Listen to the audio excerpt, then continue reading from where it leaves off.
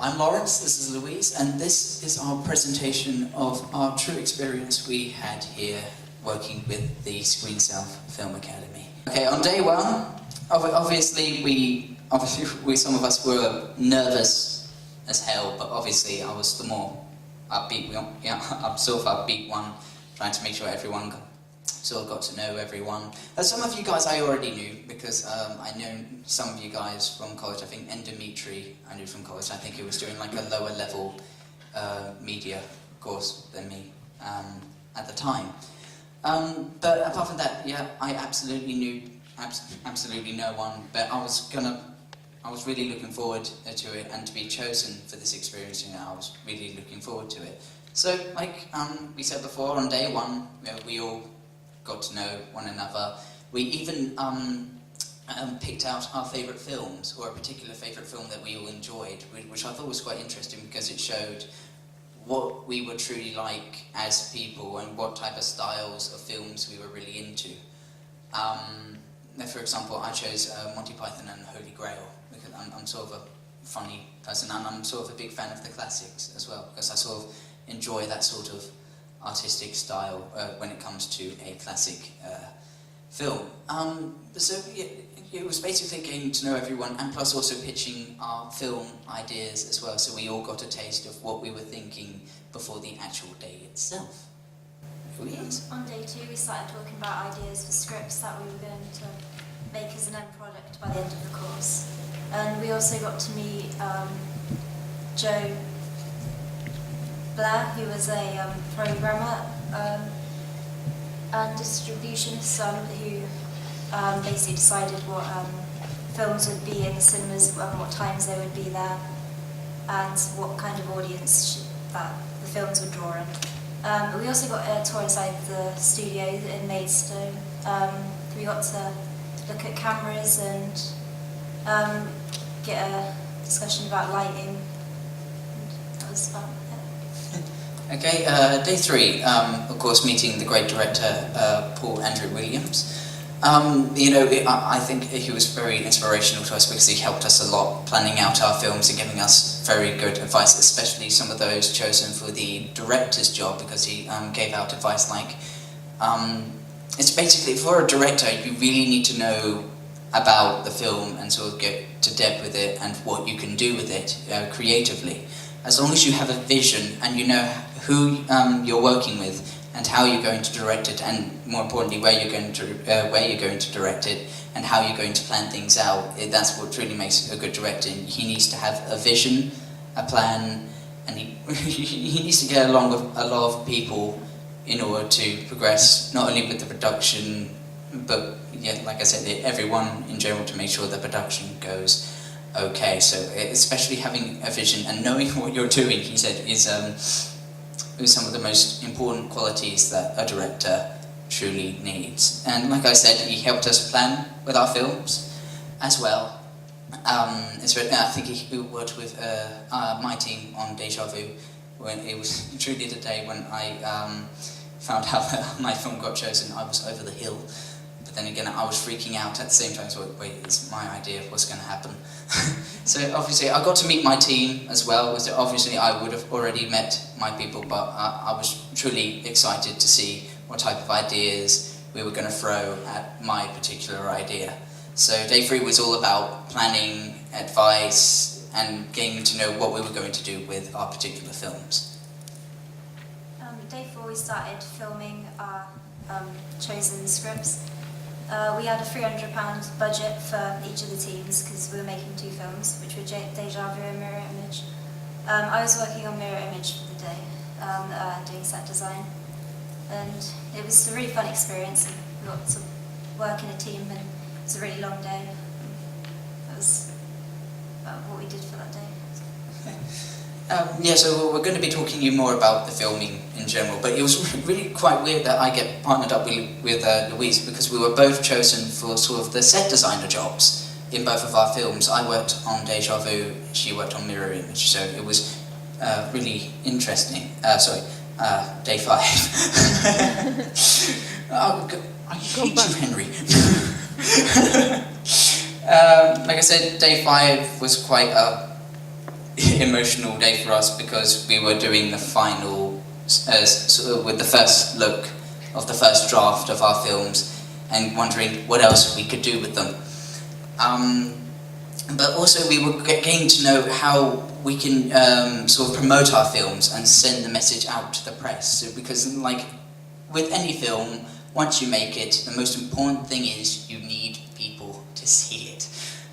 Especially with, for example, if a film budget got chosen and you need to make a film with that budget, it goes directly to the box office.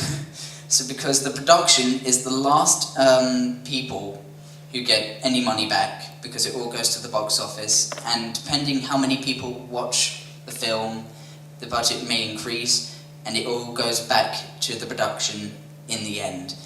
And what was quite interesting, we sort of found out that sometimes with the leftover budgets of a first film, they can use the rest of the money sometimes maybe to save up for a sequel. So that's how they sort of keep their work going. Yeah, and it was truly, truly interesting.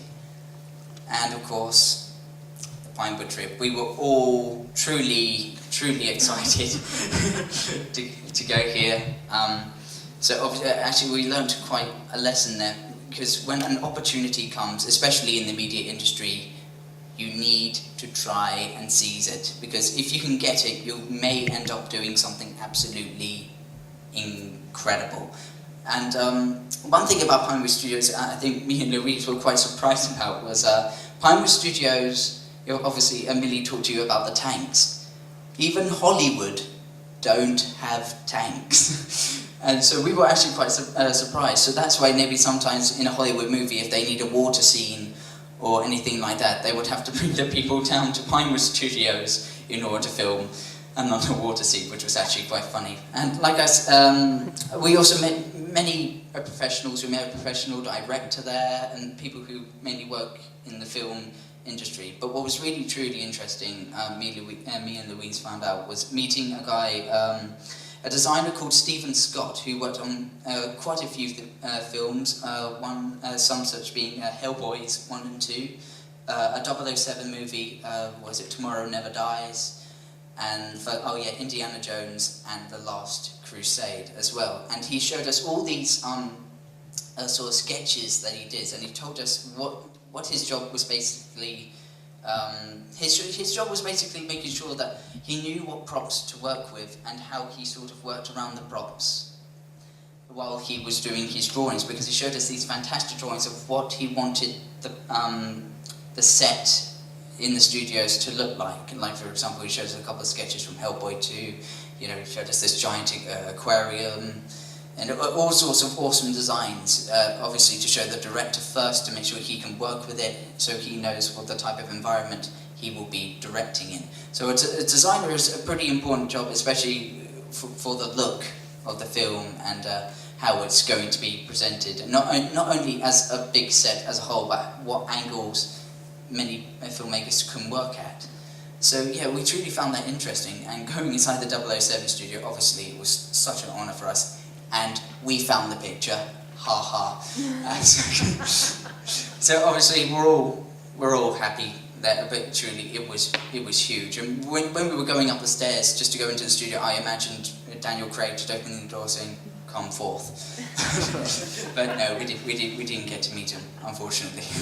Louise, I think most importantly, what is Mirror Image about?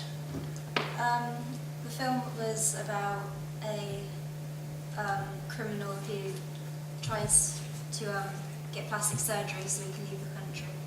But there's a twist in the film where the surgeon is actually the criminal. So in order to frame the person who's coming into the surgery, he swaps his face, and that's basically the twist. It makes him a bit confusing. It's better when you see it, so don't worry, you'll see it in a little bit. So how was your role like, and how did you find doing your role on the set? It was a lot of fun. I had to get there fairly early to set up before the shooting actually began. But Yeah, I think it turned out really well in the finished product. So. Did you learn anything from doing your role, or anything in general that you did on this experience? Yeah, I learned a lot of things from the whole course, mostly about like how it would actually be to work on a proper set, like with working in a team as well. It was kind of my first real experience with doing that. And yeah, I didn't know about set design before I went in, so getting the role as a set designer was a really unusual experience, and it was really good. So if you got the chance to do it again, or if you were to be chosen to be a part of a film in general, or just being in a different role, would you do it again? Yeah, I would definitely do it again. I think I would definitely like to pursue a career in film in the future, and set design would be something I would be interested in. So basically this was my film, and obviously that's me with our lovely director, Miss Millie Kemp. Yeah, it was truly an experience working on a project that was truly yours from the beginning, especially when I started writing it. It was hard coming up with an idea, you know, that's all part of being a filmmaker, as long as it starts with an idea, but getting the idea, that's a whole different story, because there's so much inspiration and stuff you need to do in order to get that idea truly in your head. Obviously, I'm more of a happy, clappy chappy, especially when it comes into terms of filmmaking. But during this new experience that I have in filmmaking, I wanted to try and see if I can take it to a different approach and see what I was going to be like if I wanted to do something more serious. So this is where basically Deja Vu sort of comes in. Because I wanted to try and do a twist at the end. I hear that everyone loves a good twist, but I wanted to find something to sort of try to build it around it. So yeah, it all started with sort of like a dark film. So obviously I got some inspirations from Tim Burton, and maybe a little dash of Tarantino in between as well. So yeah, it's sort of a dark type of atmosphere with a really cool twist. And like I said, I was the designer of this project, and getting the advice from our main designer at Pinewood Studios, it was truly amazing. And also, I tried to do some drawings of the actual set, but really they absolutely sucked. But then again, I didn't have a lot of time to do it, and knowing that this was, in a way, it was a project that, my project that got chosen, I felt like I was having the most stress. Because I know you guys are feeling bad. Well, how do you think I feel? I mean, this was my project that got chosen. I was absolutely flabbergasted. But then again, like I said, we got to work as a team. I worked quite closely with the director because I needed to know what type of props we needed. Because what's also a part of the job of the designer is making a checklist and making sure that all the props are ready and who in particular is bringing which prop. So, and also I worked with the producer as well, Henry. And yeah, but the experience altogether was truly incredible, especially when our lead actor decided to bail on us at the last second, and so I had to fill in for him. Yeah, so I got to be an actor as well. Best day ever. It was, Lawrence, it was. It truly was. So, yeah, fire away with those questions. Compared to other experiences you have, how did this compare? I have done a couple of other stuff in the past, knowing I did have a vast amount of media experience while I was in college before I did this. I would say this true experience truly made me, in a way, it truly made me sort of learn what it's like to truly work as a proper media team and getting the work done, sort of trying to get our film together as well. It was truly an interesting experience. I would say working as a team of people more closely than any other was, I think, one of the biggest experiences I've ever had than any other film that I have been participating in. What was your kind of main influences for the film, other than you've already mentioned? A couple of them were Japanese artists as well, because sometimes they can make really good films with really good twists. One in particular, I was watching. It sort of gave me an influence as I was writing. I was watching an anime called Death Note. It sounds absolutely depressing, but it sort of gave me the inspiration I needed, and it sort of gave me a few ideas what I could do this film on. I believe the writer was named Tatsumi Obaha, which I hope is right. But it was just his vision in general, and all these plot twists and all these cliffhangers he put in together to make this one ginormous anime that I truly loved. It sort of helped me pull along and sort of figure out what I wanted to write and what I wanted the characters to do, and more importantly, what the twist was going to be. How do you think this course has helped you for the future? I would say everything in general, because I have to admit, I've learnt a couple of things on this courses that I had no idea about in any other media experience I have. I have gained over the years, like the press, how to promote your film more professionally, because especially when it came to promotions, I knew that you had to obviously get it out there, but you need to get it out there in a specific way, because it needs to have a theme. Like, for example, if it was like a horror film, you know, would you make like the cover sort of dark, sort of blackish, or would you make the writing in red, like the blood, like if you were doing a horror film? So I think one of the main things I've actually learned is how to sort of not only finish a film, but how to get it out there among the other people to see it and how you can benefit from it. Okay. So, this is it. Our journey has come to an end. Or is it? Because some of us, obviously, maybe the time here has come to an end, but we shall carry on. Because what I'm thinking about doing in the future is making a full-length film. I'm still jotting out a couple of ideas, and some of us are going to be maybe applying to college, or some of us will be applying to uni, but I'm sure what other ideas we come up with in the future, it will be hopefully created, it will be appreciated, respected, and most of all, watched by people who may be influenced by it as well.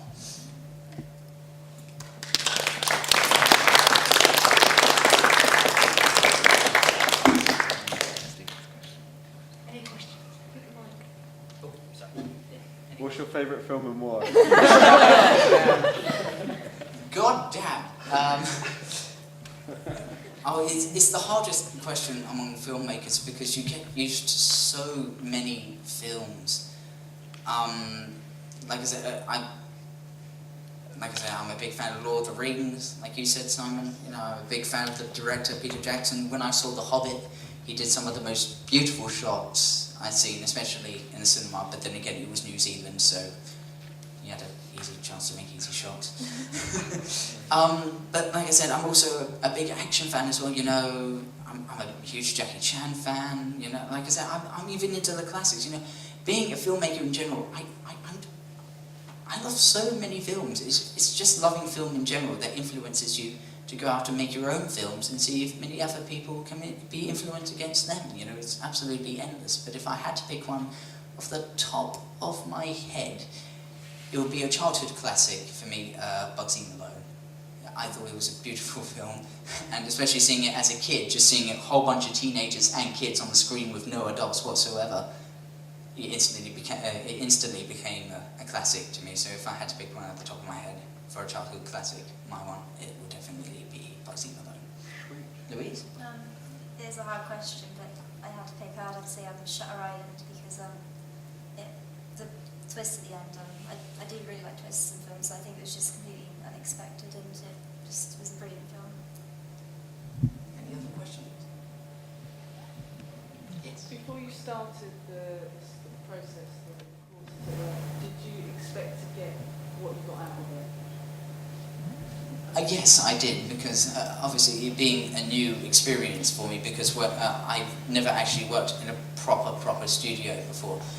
Back at Midkent College, where I studied, we did have like a little studio as if work, but it wasn't like proper, like a proper studio. This was like the proper, like a first proper studio that I've ever worked with, especially Maidstone Studios. It's just the whole experience in general has just been, it's just been fantastic, and I think I got a lot out of this course than I thought I would. Like I said, I learnt a lot that I didn't know about films that I've learnt back at college, and yeah, I can honestly say yes. I think I've definitely benefited a lot out of this course than I thought I would.